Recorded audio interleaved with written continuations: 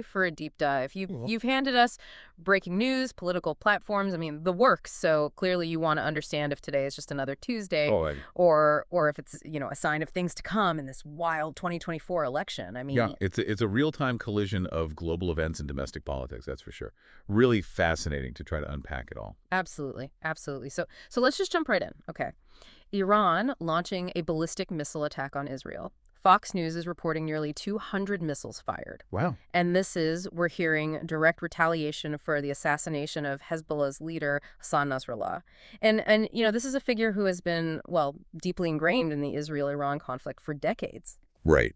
A major player, for sure. And the timing of this, I was just going to say, the timing of this alongside everything else happening today is... let's just say it's interesting. Right. Interesting is one word for it. Because on the same day that Iran makes this incredibly bold move, you have Secretary of State Antony Blinken releasing, get this, an op-ed praising the Biden administration's foreign policy. You can't make this stuff up. You really can't. He's calling it, get this, a strategy of, quote, renewal, end quote, one that has made America, quote, stronger. It's hard. It's really hard not to see the irony. The irony, yeah. Yeah, it's a little bit like trying to, sell a fire extinguisher while you're standing in the middle of a 4-alarm blaze. That's a good way to put it. His whole argument, it hinges on this idea that diplomacy and what he calls revitalized partnerships are going to equal, global stability. But then you look at the Middle East right now and, it makes you wonder if strength is really the first word that comes to mind, It really makes you wonder. Yeah. And you can bet that the Republican Party is, they're seeing this as a golden opportunity to point out what they perceive as a real weakness. Oh, absolutely. In the current administration's approach. Their 2024 platform, which, we'll get into it a bit later, but it explicitly calls for, quote, peace through strength.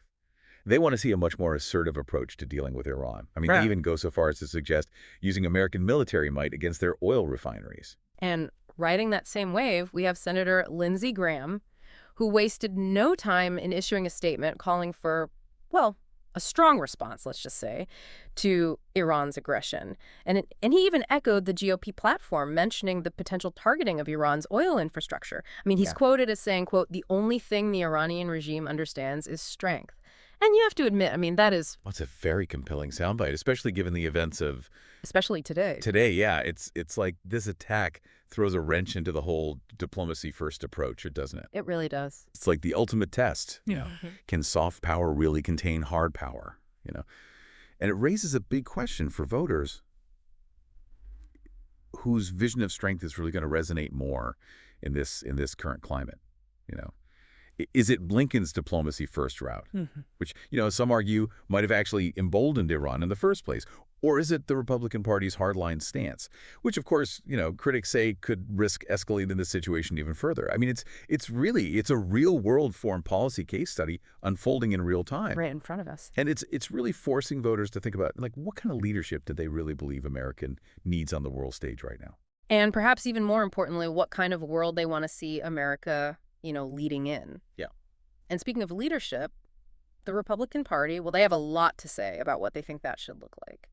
So let's shift gears now a little bit and delve into their 2024 platform. You've clearly got questions about their vision for America. And this document, this is... That's the roadmap, yeah. It's a roadmap. Yeah, it's a fascinating read, especially considering today's events. It really is. Okay, so the GOP platform. Make America Great Again. It does feel like we just stepped into a time machine a little bit. Yeah, a little bit. You have to admit, though, there's a certain effectiveness to a good slogan. Oh, absolutely. Even if it's a repeat. It's like comfort food for, the political soul. It's familiar. It's that warm blanket, and the GOP knows this resonates. This resonates with a really significant portion of the electorate, right? Yeah, for sure. These are voters who felt like that message back in 2016 really spoke to their anxieties. About economic security, about America's place in the world. It suggests that they're trying to re-energize that same base. Makes sense. Who felt left behind by globalization, which, is a voting bloc that is absolutely crucial for any Republican victory. They're hitting hard on those familiar themes. Economic nationalism, immigration restriction, and a real emphasis on traditional values. Like, they really want you to know where they stand on that. It's like, we heard you the first time and we're doubling down. Yeah. For example, take their proposal for a, quote, 15% made in America corporate tax rate. It's very specific. Very specific. You know why? Because it's meant to be easily digestible. Oh, for sure. Memorable. Yeah. This is a direct counter to what they see as the current administration's attack, essentially, on American industry, Right. particularly when it comes to energy. So, it makes you wonder, right? Is this 15% tax rate, is that really a realistic solution to bring back manufacturing? Especially with rising global competition, you've been tracking economic trends. What are your thoughts on, like, how this might actually play out in real life? So it's really complex. Sure. There are no easy answers, right? But essentially, the GOP is betting, and it's a big bet, that this tax incentive, it's going to be enough to offset the existing advantages of overseas production. Like what kind of advantage? Like, well, lower labor costs for one. Right. Just as an example. Yeah. But whether that gamble actually pays off, that's a whole other story. Yeah. And it's worth noting that, some economists, they argue that a more effective approach would be, investing in things like workforce training, infrastructure, things that are actually going to make American manufacturing more, competitive on a global scale, right? Yeah. So it's a question of a quick fix versus a long-term solution, right? That's right. And speaking of taking a hard line, the GOP is not mincing words when it comes to immigration. They want to finish that wall, increase deportations, especially of criminals, and completely defund sanctuary cities. Yeah. Like, they are not messing around. This is a key part of their, strong America message. Right. And they're very explicitly linking domestic policy to global events, right? Yeah. Like what we're seeing play out right now in the Middle East. It's all connected. Yeah, they're basically saying, look, a strong border, a strong nation, a stronger hand in global affairs. It's all part of the same, They're creating this narrative where it's all tied together, and they're hoping voters are going to see it that way too. Right, exactly. But it's also important to, acknowledge these contrasting viewpoints. Right. You've included in your research here, right? Yeah. Because the GOP platform, it paints this very rosy picture of economic revitalization. Yeah. But then you have Donald Trump himself. Their one-time leader. Right, exactly. He's out there actively, contradicting that narrative. Sure. He's blaming the current administration for things like the poor workers strike. Yeah. He's directly attributing it to what he calls the Harris-Biden regime and massive inflation. It's almost like he's campaigning against the current administration more so than for the GOP's vision, It's an interesting strategy. It really makes you wonder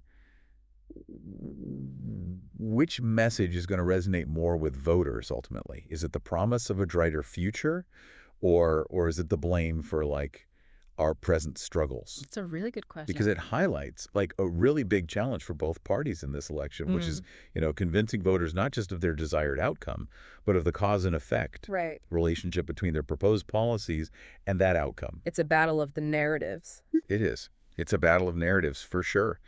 And as we head into, the final stretch of this election, it's anyone's guess whose story is going to resonate most with voters. And speaking of voters, we can't really ignore the potential impact of today's events and the candidates' platforms on the electorate itself, right? Yeah, absolutely. It's one thing to lay out a plan. Right. But it's another thing entirely to convince people to get on board. Get on board, yeah. And it really seems like there might be some cracks forming in what were once considered very reliable voting blocks. Oh, absolutely. And I think that's what's so interesting about this particular election. Yeah. It's not just about, swaying undecided voters anymore. It's about holding on to your base and understanding these factors that might be shifting allegiances. Yeah. And that's what makes understanding the electorate, particularly key demographics, so crucial. Yeah. And it feels like, it's not just the candidates or the parties. It's the political ground itself is shifting. Even under our two-party system, right? There's this sense of unease, domestically, globally, that's making people question these old assumptions. Making people uneasy. Yeah. And that's where those cracks, the ones you were talking about, those become really important for both campaigns to really understand. We've seen some interesting data on the stuff you share, for instance, that article. Yeah. About how Biden seems to be feeling a little, sidelined, even within his own party. Yeah. It seems like there's some real tension between him and Vice President Harris. Yeah. Especially as she tries to, distance herself from his record, present herself as this, like, new generation of leader. Well, I mean, it's a tough line to walk, right? It is. For any VP hoping to step into that top job. Like, how much do you embrace the current administration's, wins, and how much do you try to distance yourself from the perceived failures? Right. And especially with Biden facing all these questions about his age, his fitness for office, it makes sense, for Harris to try to emphasize her own vision. Sure. But it's risky. Oh, it's incredibly risky. Because she could alienate. Right. She could totally alienate Biden's base. Yeah. And then what? Yeah, then you're in trouble. Then you're in real trouble. And it raises the question, right? I mean, for Democratic voters, they're sitting there going, okay, is this continuation of what we voted for, or is this something totally different?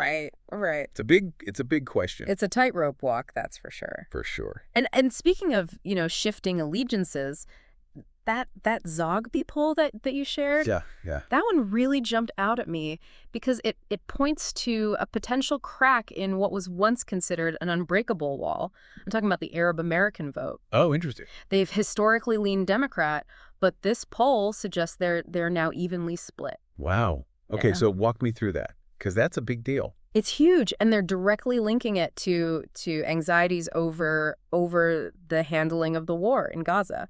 Which, that makes sense, right? Yeah. When you think about it, this is a community that's deeply, deeply impacted by U.S. foreign policy in the Middle East. And if they're feeling like their concerns aren't being heard by the Democrats, well, it makes them, more open to hearing what the other side has to say. It's like they're saying, okay, you're not listening, so I'm going to go talk to someone who might. Exactly. And in a tight election. Yeah. Even a small shift in a key demographic. Game changer. Game changer, exactly. Especially in those swing states. Right. Yeah. With large Arab American populations. Come on. It's huge. But it's not just foreign policy weighing on voters' minds. Right. We also have this undercurrent of political tension here at home. Oh, yeah. Big time. We can't ignore the upcoming trial of the man accused of attempting to assassinate Donald Trump at his golf course. It's a stark reminder, isn't it, that words have power. They do. And that in a climate of extreme polarization like we're seeing, even the most outlandish rhetoric can inspire really dangerous actions. And this event, regardless of the outcome of the trial, it hangs over the election like a dark cloud. It does. It's this constant reminder of just how incredibly fragile our political system really is. Yeah. Yeah, no, it's a good point. And then, as if things weren't already heated enough, we have Elon Musk publicly going head-to-head with California Governor Gavin Newsom. Oh, here we go. Over voter ID laws. Musk is, and I quote, making voter fraud against the law, unquote, because the state banned those local voter ID requirements. And this debate, this really taps into this deep vein of anxiety, especially on the right, about election integrity. And whether those concerns are, justified or not, they're very real to a lot of people. Oh, absolutely. And it's going to drive voter turnout and influence, how they vote. It's a reminder that every election is ultimately about, which anxieties are being, given voice, right, and which ones are just totally left unaddressed. So here we are, October 1st, and we're facing, it's like this perfect storm, right? We've got global uncertainty, domestic tensions, and this deeply, deeply divided electorate. It's like everything is just balanced on a knife's edge right now. And you came to this deep dive wanting to know if today was, a turning point. And honestly, I think it's safe to say that the answer is a lot more nuanced than a simple yes or no. I think that's a really fair assessment. We've seen firsthand how global events can have these ripple effects. Oh, yeah. On the campaign trail, how seemingly insignificant shifts in the electorate can have huge consequences. And how, just the anxieties, the everyday anxieties of everyday Americans, they're literally shaping the narrative of this entire election. We've given you a lot to think about today, but I think if there's one key takeaway here, it's this. Pay attention. Pay attention to the news, to the polls, and most importantly, pay attention to the anxieties, to the aspirations of your fellow citizens. Because ultimately, those are the voices that are going to determine, the course of this election and really the future of our nation. I think that's a great place to leave it for today. Thanks for being here. I really appreciate it. Absolutely. It's been a pleasure, as always.